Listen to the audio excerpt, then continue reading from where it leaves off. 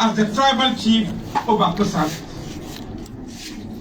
Then on 6 June 1957, Kusasis elected their own tribal chief in the person of Abogrago Azoka I.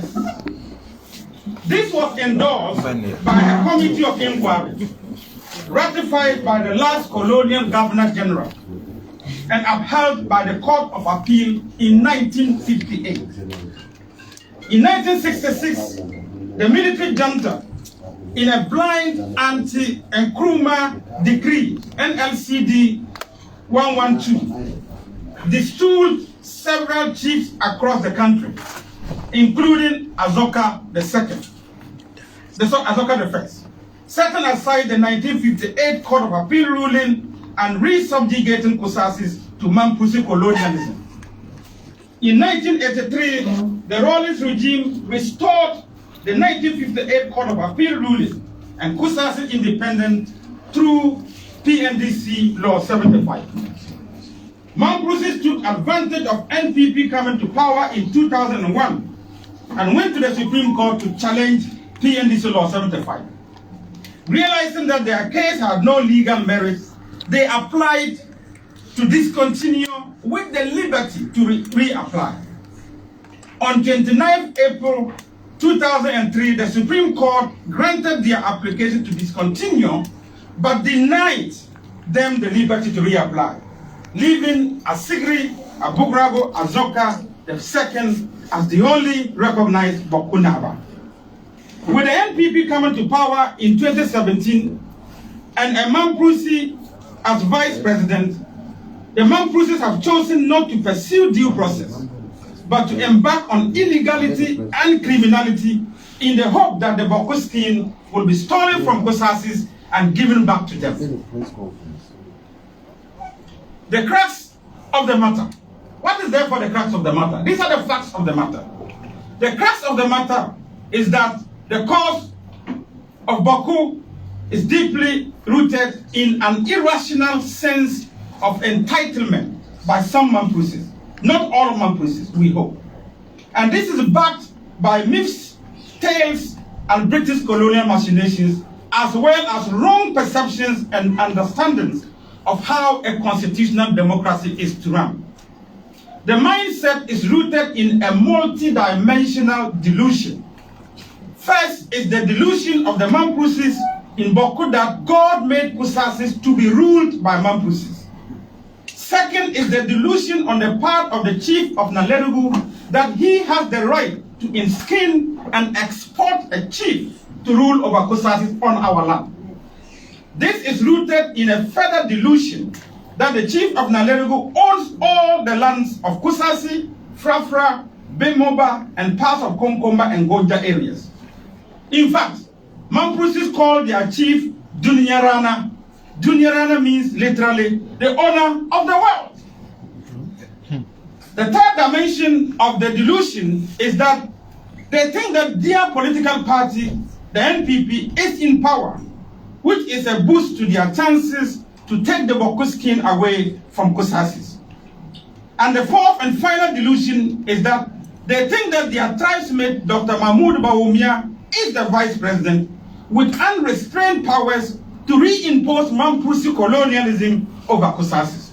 In their minds, Dr. Bawumia is a vice president for Mamprusis, not for all Ghanaians. Yes. And as the vice president, he is to uphold Mamprusi traditions and not the constitution of the Republic of Ghana. This is the delusion at the heart of the BAWKU crisis. The problem is that there is no easy way of treating a delusion. BAWKU is a national security failure. Ladies and gentlemen of the media, the BAWKU crisis is a massive, embarrassing national security failure. The security forces in BAWKU have proven to be either compromised or incompetent. The security forces have failed in very many ways to secure BAWKU in over 2 years up to the conflict. To start with, a lot of the military, especially who are deployed in BAWKU are inexperienced, new recruits, they are twitchy and trigger-happy personnel. Due to several happenings, Kusasis have little confidence in the military command in BAWKU. And let me give you a few. The unprofessional conduct of the military, the killings of unarmed civilians, including women and children in their homes, and the inability of the security to secure the main business center of BAWKU and key public institutions all point to one conclusion: national security failure. Very high-profile killings and attacks, including an attack on immigration officers, took place meters away from the central police station in BAWKU. The surrounding of the Presbyterian Hospital and Nurses Training College remain a major front line, with gunmen regularly prowling and shooting openly, while the military have their posts inside the walls of these facilities. The market and town center, where most public and private businesses operate, remain unsecure. The security has failed to secure the main street of less than 2 kilometers running through the town center. Yet there are military posts all around the periphery of the Mamprisi enclave in BAWKU, forming a protective wall around the Mamprisi community and deterring people in the outskirts from accessing the town center. After an attack on immigration officers meters away from the central police station, rather than secure the area as a crime scene, the military embarked on a beating spree of civilians who were using bypasses, including sick women and children heading to clinics, compelling them to use the main street and to go through the very spot that the attack occurred. A Mamprisi National Security Operative by name Fatawu Nambe infiltrated, or rather got embedded in the military, and led several murderous attacks on unarmed civilians around the outskirts of BAWKU, including pregnant women. Fatawu was positively identified as on a number of occasions by eyewitnesses and was eventually killed on the 9th of February 8, 2023, fighting alongside his fellow Mampusis in a Kusasi suburb. No investigation has been conducted into the circumstances surrounding Fatawu's involvement and death in the conflict. The security leadership had never denied Fatawu's involvement, but they simply swept it under the carpet. Ladies and gentlemen of the media, in recent weeks, attacks on trucks took place around Walewale and Napanduri. A cargo truck loaded with timber heading towards Garu was attacked and set ablaze. Those who committed the act filmed it and shared it on social media. The same week, a second truck headed the same direction was also ambushed. But thanks to the local community, the vigilance of the local community, 3 people were apprehended with a weapon. The culprits were beaten, filmed, and handed over to the police. While the police were still processing the tax, calls came from the secretary of the chief of Nalergu and from the NPP chairman for the Northeast region, demanding the immediate release of the bandits. It was said on the call that the chief of Nalergu is aware of the actions of the gang and that the attacks were sanctioned by the Nalergu police. All these calls were widely circulated on social media. The pressure on the police continued and the criminals were released in less than 24 hours. Ladies and gentlemen, after the illegal enskinment of the chief by the chief of Nalergu, a high court judge issued an arrest warrant for both the Nalergu chief and the illegally enskinned Seydou Abagre. Within 24 hours, the warrant against the chief of Nalergu was rescinded. The judge who issued the warrant was hounded out of Bolga. A replacement judge suspended the warrant against Seydou Abagre. Then we now have the Minister of Chieftaincy and the President of the land himself calling for mediation and compromises on the BAWKU Chieftaincy affairs. Calls for mediation and compromises are exactly what the Mampusis sought to achieve with their contemptuous disregard to due process and the use of violence. Government has clearly proven that it is either incapable or unwilling to enforce the law and order in BAWKU. It appears to be saying one thing to the Ghanaian public and doing the complete opposite on the ground. Ghana has 3 ministries dealing with national security: Ministry of Defense, Ministry of Interior, and Ministry of National Security. BAWKU Township covers an area of less than 3 square kilometers. Are all the 3 ministries telling Ghanaians that they are so incompetent and incapable of restoring law and order to this small town of our country? We don't believe that. We don't believe so. We believe in the professionalism and the competence of our security forces. We all know that. What we believe is happening, however, is that the professionalism of Ghana's security forces is fatally compromised by various forces. Why should local chiefs and politicians have the leverage to brazenly interfere in the work of the security forces? Every Ghanaian should be deeply worried about this situation. BAWKU doesn't need more security personnel. What BAWKU needs is political will and resolve on the part of the relevant state institutions to enforce the law and order. What BAWKU needs is a change of strategy in command and deployment, particularly on the part of the military. Sadly, the largest opposition party in Ghana, the National Democratic Congress, does not deem the BAWKU crisis as a priority for them. The leadership has thus adamantly refused to issue an official statement on the BAWKU crisis. The former President John Dramani Mahama and the NDC leadership have rather chosen to use the crisis to score cheap political points at the expense of the lives and people of Kosa. The attitude exhibited by the main opposition party in the face of a crisis that has the potential of breaching the national security of the nation is irresponsible, to say the least. The National House of Chiefs, on its part, has chosen to remain mute over BAWKU. Is this august house telling Ghanaians that it is toothless and spineless?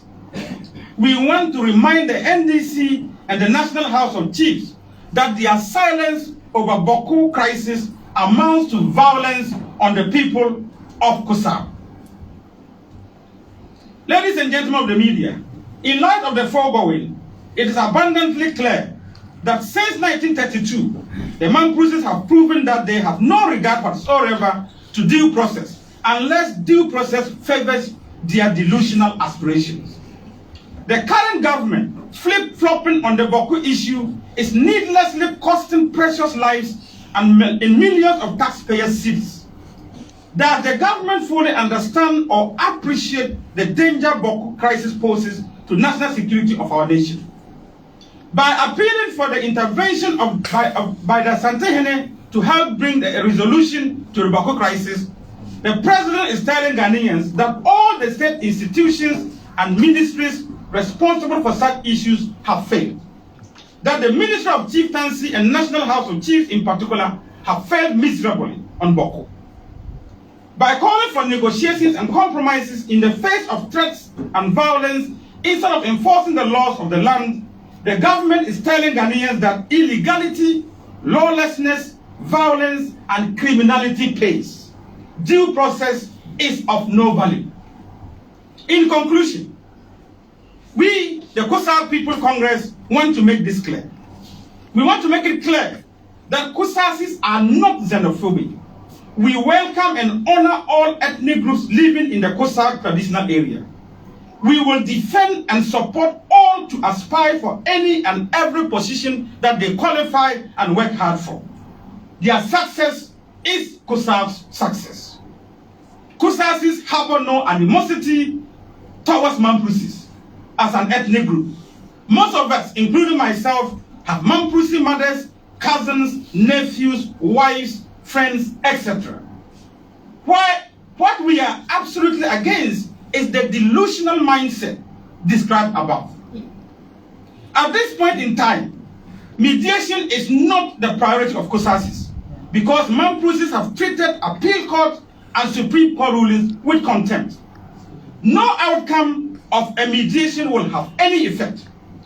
And you don't treat delusions with mediations. Having said that, anyone seeking to mediate in the BAWKU conflict must first visit the whole of the COSAC traditional area to acquaint themselves with the facts on the ground before we can take whatever they say to us seriously. You cannot sit in Accra and pontificate in COSAC when you have never visited the area. To those who are going about saying that there is no Supreme Court ruling on the BAWKU chieftaincy, the COSAC People's Congress would like to remind them that, and the good people of Ghana, of a ruling by COSASIS on 6th of June 1957. On that fateful day, COSASIS gathered in BAWKU and installed Abugrago Azoka I as our tribal chief. And we ruled on that day, our forefathers ruled, that under no circumstance whatsoever will a Mampusi ever become chief over COSASIS again. Never. Sure. This was the ruling by COSASIS people on the 6th of June 1957. Now that the state institutions and politicians have failed, the 25 divisional chiefs of the COSAC traditional area and all COSASIS from the 6th administrative district of COSAC, BAWKU, Pusiga, Zebila, Binduri, Garu, and Tempane are resolved to enforce the ruling of 6 June 1957 by our forefathers. The current BAWKU Naba and overlord of the COSAC traditional area, Asigri Abugrago Azoka II, was not made chief by the Supreme Court ruling. He was not made a chief by any legal instrument. He was made a chief by we, the people of COSAC.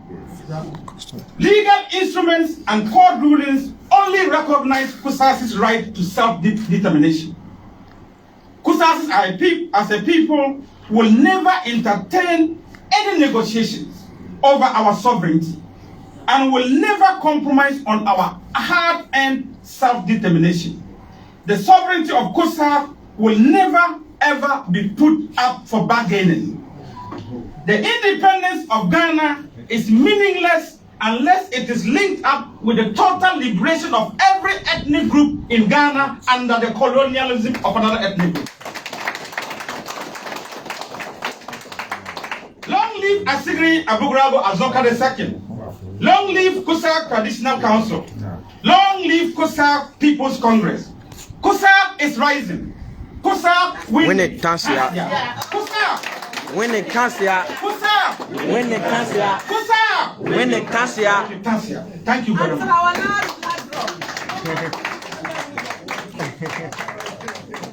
We are ready to take, we have to take a few questions, and we have the statement that we have prepared to release. Are you back?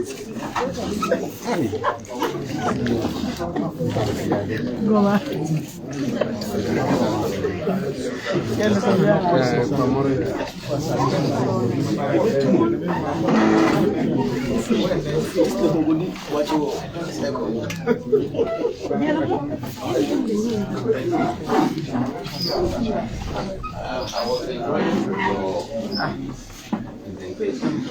Until I got to the point when we were not prepared for any negotiation. yeah. And then I got scared. I was scared because every problem must be resolved. And in resolving a problem, it must take two to tango. So if you want your problem to be resolved and you are not prepared to dialogue, how then do you take the problem solved? Again, if there is something that is being sacrificed, the only way to get that thing done is for the two people to come into a compromise, to agree that, oh, this is here, this is here. Now, give me something small I'll give you something small. Then we agree to go forward. And now that you are not prepared to dialogue, to negotiate, how can we stop the BAWKU crisis? Even all the people that you have accused that they are not doing their work, they keep mute over the thing. If they all come up, stand up, and ready to work, and they are not prepared to negotiate, to dialogue, how then can they succeed in helping you solve the problem? Thank you very much. I think that if you listen to me very carefully, I said we will never negotiate on our sovereignty. This case has been litigated. It has been ruled over by courts. On the floor of the Parliament of Ghana, the defense minister stood up and said that there is no chieftaincy problem in BAWKU. He said what is happening in BAWKU is criminality. My brother,